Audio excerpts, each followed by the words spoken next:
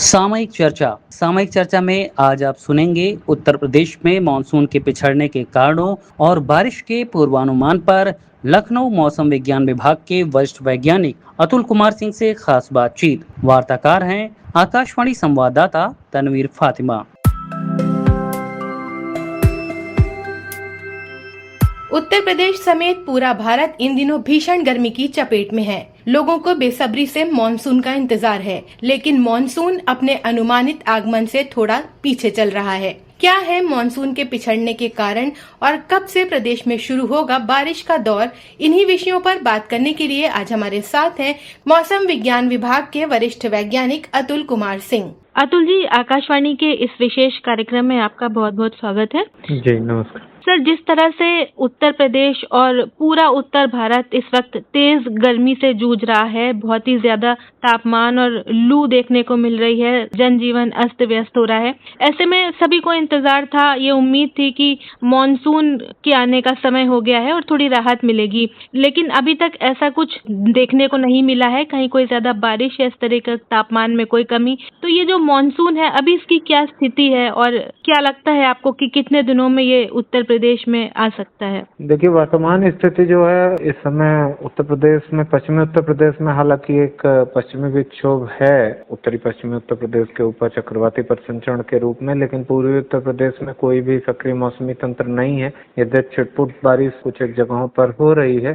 परंतु कोई सक्रिय मौसमी तंत्र न होने के कारण पछुआ हवाएं आ रही हैं, जिसके कारण की पूर्वी उत्तर प्रदेश में कुछ जगहों पर हीट वेव या लू की स्थितियां बनी हुई हैं। और जहां तक मानसून की बात है, जो वर्षा है वो 28 जून से पूर्वी उत्तर प्रदेश में वर्षा का एक नया दौर आरंभ होगा और 29 जून को पूर्वी उत्तर प्रदेश में स्कैटर्ड यानी कि कुछ जगहों पर जो है वो मध्यम वर्षा होने की संभावना है। उसी समय जो है मानसून के आगमन के लिए परिस्थितियां अनुकूल होंगी। तो अभी मोटे तौर पर अगर हम कहें तो ये कह सकते हैं कि जून के आखिरी दिनों में जो है वो प्रदेश में मानसून आने के लिए परिस्थितियां अनुकूल हो रही हैं। वो 28 जून के बाद किसी भी समय प्रवेश कर सकता है। सर, मानसून में देरी की वजह क्या मानते हैं आप लोग, जो आप लोगों ने अभी तक रीड करा है? जिस तरह से आप कह रहे हैं कि स्थितियां नहीं बन पा रही थी, इसका कारण क्या है? देखिए, मानसून की जो परिस्थिति है वो कई सारे कारकों पर निर्भर करती है। कुछ क्षेत्रीय कारक होते हैं और कुछ सेमी परमानेंट फीचर होते हैं। तो जो सेमी परमानेंट फीचर थे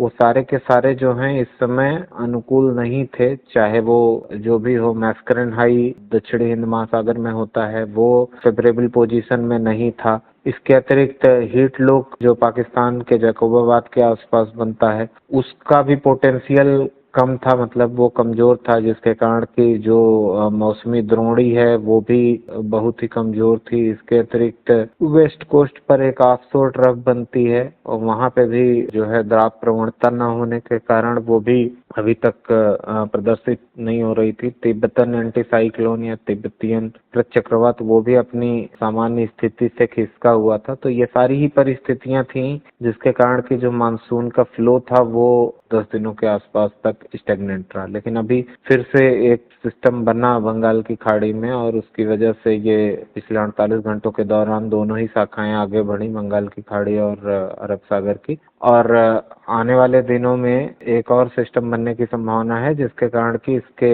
फिर से आगे बढ़ने और उत्तर प्रदेश में पहुंचने की संभावना बन रही है। अतुल जी, एक ये इस तरह की भी खबर है कि इस बार कम वर्षा होगी हर बार की तुलना में, और इस तरह के संकेत लगातार प्राप्त हो रहे हैं और इसको लेकर सरकार तैयारी भी कर रही है कि कहीं सूखा पड़ने की भी आशंका जताई जा रही है। तो क्या इस तरह की कोई बात है कि क्या इस बार नॉर्मल से कम बारिश होगी? जी बिल्कुल।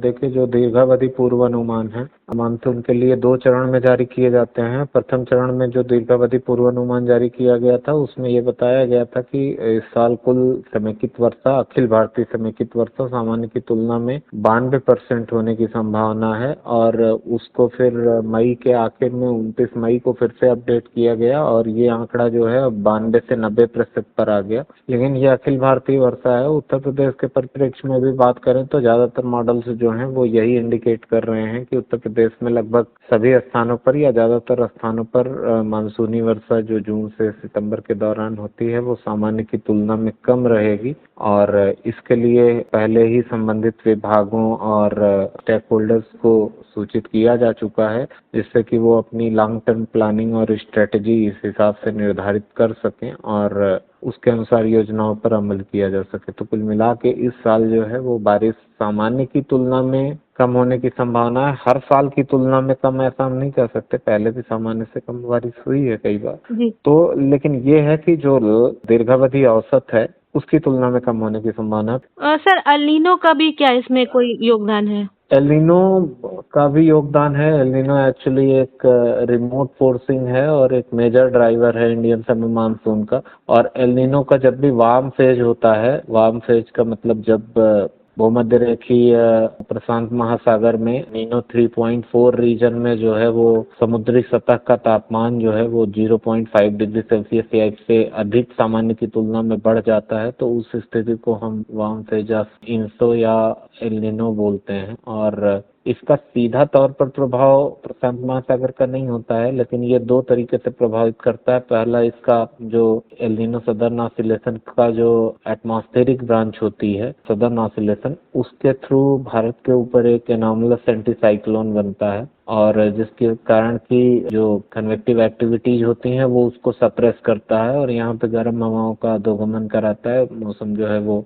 बिगड़ने से रोकता है। और दूसरी चीज जो होती है वो ये जो है मानसून फ्लो को कमजोर करता है। तो उस मानसूनी हवाओं के कमजोर पड़ने से भी जो वर्षा की तीव्रता और उसका कुल परिमाण है उस पर प्रतिकूल तौर पर प्रभाव पड़ता है। लेकिन एल नीनो सिर्फ अकेला एक ड्राइवर नहीं है, कई और फैक्टर होते हैं एल नीनो के साथ जो कि इसको प्रभावित करते हैं। ये भी एक कारण है के कारण कि सामान्य से कम वर्षा होने की प्रायिकता जो है वो सर्वाधिक प्रायिकता व्यक्त की जा रही है। इसके अतिरिक्त कुछ एक क्षेत्रीय कारक भी होते हैं जो कि समय समय पर इन चीजों को निर्धारित करते हैं और उसके आधार पर आगे का हम निर्णय ले। सर, अगर हीट वेव पैटर्न की बात करें तो हमने देखा कि लगातार यूपी के कई ऐसे जिले हैं जो देश के सबसे गर्म जिलों में शामिल रहे। तो क्या ये गर्मी और हीट वेव पिछले सालों के मुकाबले बढ़ी है, इसकी फ्रीक्वेंसी बढ़ी है या ये एक सामान्य तौर पर चल रहा है अभी? तराई इलाकों को छोड़ दें तो बाकी सारी जगहों पर फ्रीक्वेंसी और अवधि उत्तर प्रदेश के कॉन्टेक्स्ट में बढ़ी है,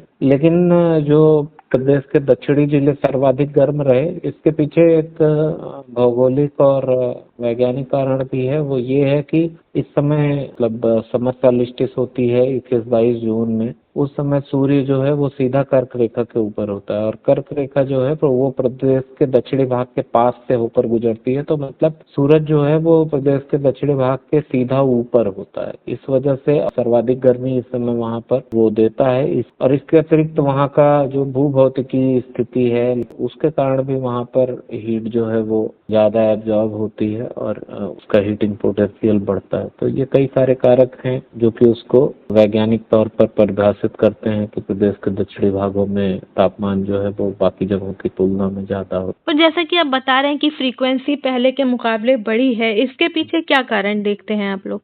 देखिए, जिस भी चीज की फ्रीक्वेंसी बढ़ना या घटना ये तो एक सतत प्रक्रिया है, मतलब जिसको हम जलवायु परिवर्तन कहते हैं, और ये अभी बढ़ी या घटी है ऐसा नहीं है। जैसे हमने बताया तराई इलाकों में घटी है, तो कुल मिला के जो जलवायु परिवर्तन ये एक्सेलरेट हो गया है और इस कारण जो उसके प्रभाव पहले काफी दिनों के बाद या एक जनरेशन के बाद दिखाई देते थे, अब वो जल्दी सेम जनरेशन में उसी पीढ़ी में दिखाई देने लगे हैं और वो लोगों को महसूस भी हो रहा है। जिस तरह आप कह रहे हैं कि जलवायु परिवर्तन है, उसके कारण ये सारी चीजें एक्सिलरेट हो गई हैं, तो क्या आने वाले दिनों में कहा जा सकता है कि एक ये न्यू नॉर्मल हो गया है कि जो सीजन है हम उसमें एक्सट्रीम वर्षा देखते हैं या एक्सट्रीम गर्मी, एक्सट्रीम सर्दी, या फिर सर्दियों का मौसम बीत जाता है, सर्दी नहीं पड़ती, या एक न्यू नॉर्मल के तौर पर आगे बना रहेगा? जी, बिल्कुल। देखिए, इस समय की जो वर्तमान स्थिति है 21वीं सदी में अगर हम देखें तो ज्यादातर समय ये स्थितियां रही हैं कि जब भी तापमान जो है,